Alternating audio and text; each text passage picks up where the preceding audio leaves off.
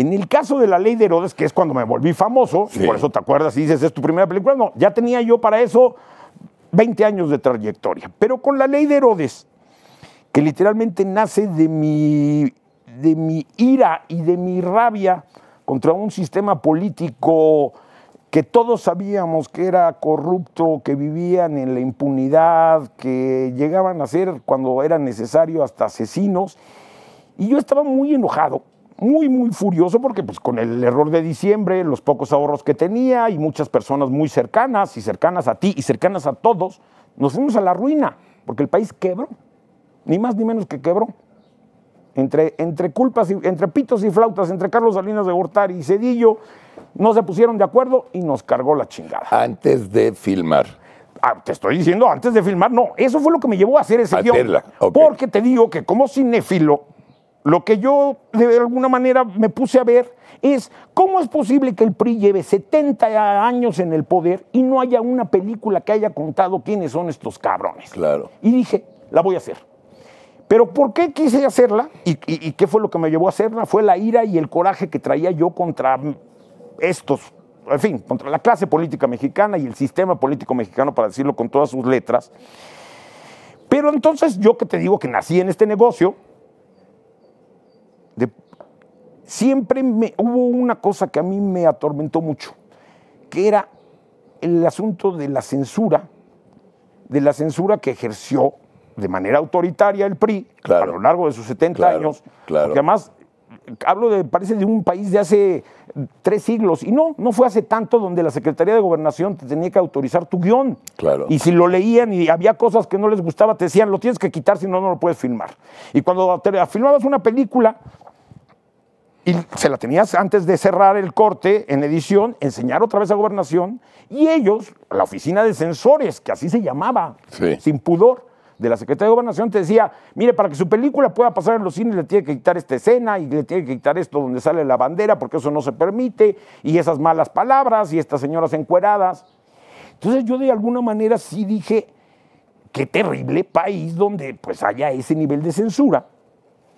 Pero también descubrí... La sombra del caudillo. Bueno, entre otras. No salió. La sombra del caudillo, Rojo Amanecer, y muchas otras también por razones no solo políticas, porque esas son las que son más vistosas y más famosas. Claro. Pero también hubo muchas películas porque consideraban que eran inmorales, que eran... en fin.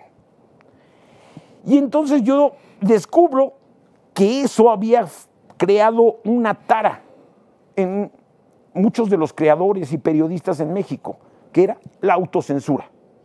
Y entonces cuando yo digo, bueno, con mi coguionista Jaime Sampietro, que también fue mi coguionista en Camino Largo a Tijuana y en todas las películas de largometraje que he filmado, un día dijimos, bueno, vamos a hacer una película sobre el sistema político mexicano, sobre cuál es nuestra opinión de estos señores, pero vamos a hacerla sin autocensura. Vamos a llamarle al pan, pan, al vino, vino y al PRI, PRI. Y vamos a poner a Miguel Alemán, y vamos a poner la bandera, y vamos a poner la Constitución, y vamos a poner el escudo nacional, y si alguien la quiere censurar, pues se va a armar un escándalo, y con voz de profeta fue lo que ocurrió. Y entonces literalmente me cambió la vida, pues la película fue un escándalo a nivel mundial, en una época que además también parece lejanísima, pero en la que no había internet, no había redes sociales, y a través de los periódicos de México y del mundo se fue haciendo una bola de nieve, hasta que un día Zedillo dio la orden a Rafaelito Bardi de Teresa de que ya dejaran de hacer torpezas para impedir que la película saliera. Salió la película en el año 2000, muchos creo que... ¿Cuándo la acabaste? La película la terminamos en el 99, okay. Y no sé si te acuerdas, pero hubo un escándalo en Acapulco, en un festival de cine donde el IMCINE y Conaculta, que se llamaba en aquella época, sí, la Secretaría de Cultura, me inventaron una historia para retirar la película del festival. Era un festival donde estaban los franceses, y estaba Victoria Abril, y estaba Bertrand Tavernier y todo, y se armó un escándalo porque decidieron retirar la película, y Damián Alcázar y Leticia Huijara, mis actores, salieron a denunciar que era mentira que la película no estuviera terminada, porque ellos ya la habían visto. El tamaño fue de tal envergadura que decidieron proyectar la película, pero luego hicieron más cosas. De hecho, trataron de quemar el negativo. Cuando yo me lo olí, me lo robé el negativo de los laboratorios de estudios Churubusco, No me lo robé porque era mi película, Claro, es pues. tuya, sí. Pero estaba en resguardo ahí y me llevé el negativo y entonces gracias a eso la película sobrevivió. Luego intentaron estrenarla con copias piratas, que es una vergüenza para la historia del cine y de la cultura de este Del país. gobierno de Ernesto Zedillo, Ernesto. Ponce de León, que efectivamente la película se estrenó en febrero del 2000 y en julio pues tuvo que entregarle, parece que es una maldición, le tuvo que entregar la banda presidencial a Vicente Fox Quesada, ni más ni menos. Entonces salió peor el remedio que la enfermedad. Sí, pero fue un exitazo. La película fue un exitazo y efectivamente pues a mí me cambió no solo mi carrera, sino me cambió la vida.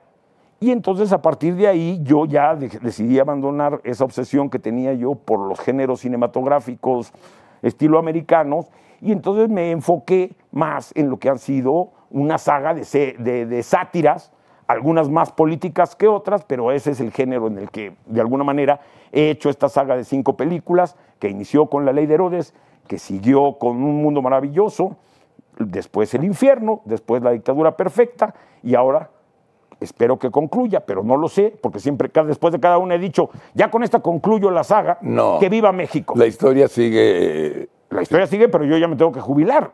No quiero estar de necio como tú trabajando a tu edad. Tienes Entonces, razón, tienes razón.